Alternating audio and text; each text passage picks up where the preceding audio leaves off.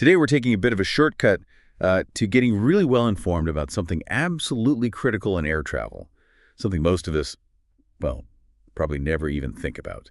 That's the intricate world of airfield lighting.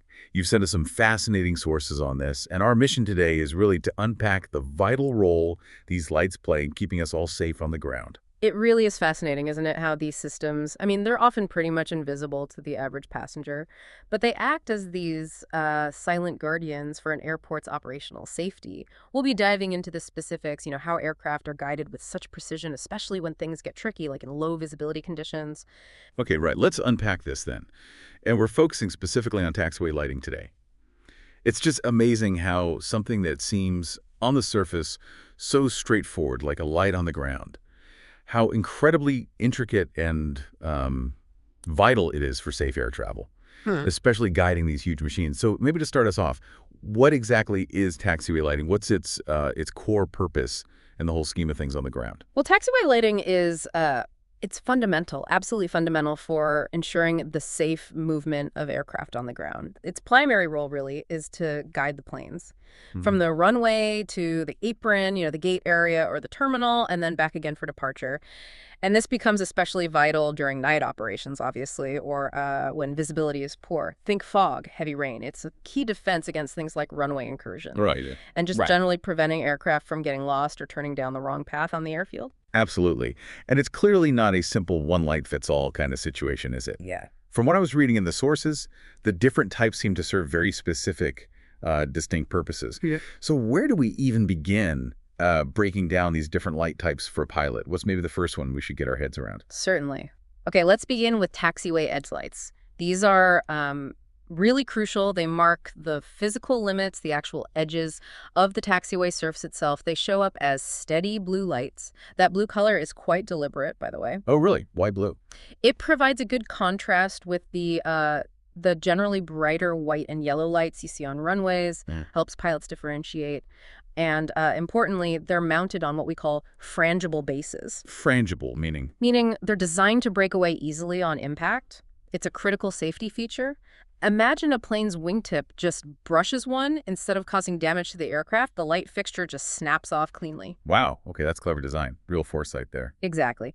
And these edge lights, they're especially important at what we call Cicatito airports. CI. Category 1. That generally means airports operating in better visibility conditions, where maybe the more advanced centerline lights we'll talk about aren't installed or required. Got it. So blue lights marking the edges, making sure pilots stay within the lines, essentially.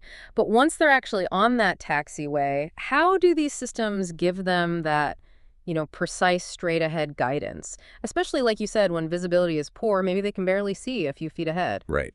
That's where taxiway centerline lights come into play. These are all about precise guidance. Right along the taxiway's absolute center, they're steady green lights, usually inset, flush with the pavement. Green. Okay. Yes, and they're a very common feature, almost standard Yeah. in C2 and C3 airports. And those are the lower visibility categories. Exactly. Category 2 and 3 indicate progressively lower visibility conditions, where pilots are relying much more heavily on instruments and these ground visual aids.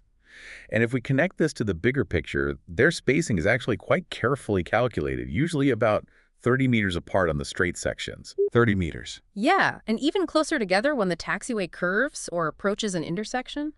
This tighter spacing ensures the pilot always has a continuous line of green lights to follow, a constant visual cue to keep the aircraft perfectly aligned, which is critical when it's foggy or dark out there. Okay, so we've covered guiding aircraft along the taxiway with the blue edges and green center lines. But let's talk about maybe the most critical safety point, stopping an aircraft from accidentally rolling onto an active runway. That seems like where some really ingenious warning lights must come in, right? Precisely. Yeah, that brings us to runway guard lights, or RGLs. These are specifically designed, their whole purpose is to alert pilots that they are approaching or are just about to enter an active runway. Okay, a direct warning. A very direct warning. There are generally two types. You've got the ones set into the pavement in pavement lights, and then you have elevated ones, which are pairs of lights raised up on either side of the taxiway. But crucially, both types use flashing yellow lights. Flashing yellow. Yes, that flashing yellow is unique in this context. It's meant to immediately catch the pilot's eye, scream, "Attention, active runway just ahead." And this isn't just a nice to have. This safety measure is so important that runway guard lights are mandatory for runways approved for SAT-2 and SAT-3 operations. Makes sense. And I remember reading about something called stop bars as well in the materials you sent over. How do they fit into this? What role do stop bars play in this sort of layered approach to preventing runway incursions?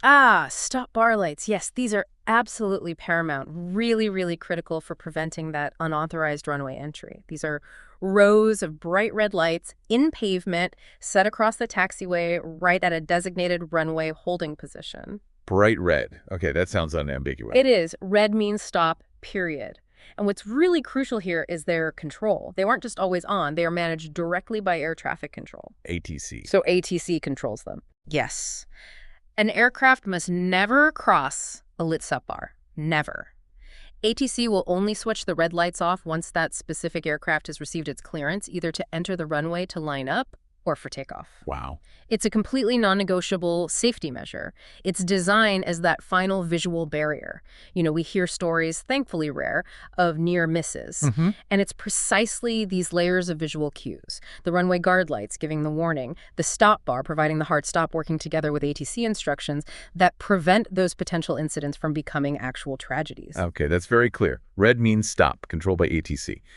So what happens then if an aircraft needs to hold its position, but maybe it's not right at the edge of an active runway? Are there different signals or lights for those kinds of holding points further back? Yes, absolutely. For those scenarios, we use a couple of other types, mainly clearance bar lights and intermediate holding position lights. Clearance bar lights are typically a set of 3 steady yellow lights, again, usually inset in the pavement. They're used at specific designated holding points away from the runway itself, often marking, say, an intersection with another taxiway or a point where you need to wait before entering a busier area, perhaps. Steady yellow, 3 lights. Got it. Right. And then you have intermediate holding position lights. These are different. They flash yellow, but alternately, like one light on, then the other, back and forth. Okay, alternating flash. Correct. And these mark holding points that are often further away from the runway. A key example is holding short of an ILS critical area. ILS. That's the Instrument Landing System. Exactly. That's the system that sends radio signals to guide aircraft for precision landings, especially in low visibility. There's a protected zone around the runway where those signals need to be completely unobstructed. So aircraft might need to hold further back outside that zone, and these flashing yellow lights mark that spot. They can also be used before entering certain apron areas, too. Right, protecting those sensitive electronic signals makes perfect sense. Okay, so the aircraft has navigated the taxiways, obeyed the warnings, held position where needed. Once it's done all that taxiing, how do these lighting systems help guide it to its final parking spot, right up to the terminal gate? Yeah, for that final stretch, getting onto the apron and to the stand, we often have apron entrance and exit lights. Now, it's worth noting these aren't strictly mandatory under ICO regulations for every single airport or stand. Oh, okay. But they serve as really invaluable visual aids where they are installed. They typically use either green centerline lights, similar to the taxiways, or sometimes blue reflective markers, just to safely guide the aircraft along the designated path into and out of their specific parking stand or the main apron area. It just completes that ground journey smoothly and safely. So wrapping this up then, what does this all really mean for you, our listener? We've taken what seems like a pretty simple idea, lights on the ground at an airport, and well, it turns out it's this incredibly sophisticated, interconnected system. Every single light with its specific color, its pattern, steady or flashing, its placement, it all has a distinct purpose. They all work together, creating this sort of silent critical language just for safety on the ground. Yeah, zooming out a bit, if we connect this to the bigger picture, what it really underscores is that behind every smooth, seamless flight experience you have, there's this incredibly detailed, often hidden web of operational procedures and visual cues just constantly working. These lights, they really aren't just decorations out there on the tarmac. They are the silent, constant communication that guides these huge, complex machines through what can be a very busy and sometimes challenging environment, especially when the weather closes in. Absolutely. So next time you find yourself looking out the window, maybe watching a plane land or taxi at night, or perhaps you're stuck in fog yourself, just take a moment to consider those silent, blinking, and steady signals underneath its wings, all those different colored lights, Yeah. and maybe think about how much human ingenuity, how much precision goes into making something so utterly essential seem almost completely unnoticeable to the average traveler. Yet it's absolutely vital for every single flight, every single day.